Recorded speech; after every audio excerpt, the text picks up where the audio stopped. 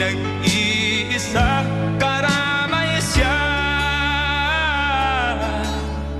Oh, oh.